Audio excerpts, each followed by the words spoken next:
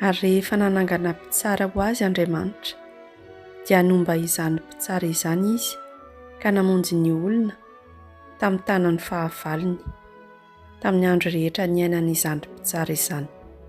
Fa nalahelo azy Andriamanitra amin'ny fitarainany noho ireo nampahory sy nampalahelo azy.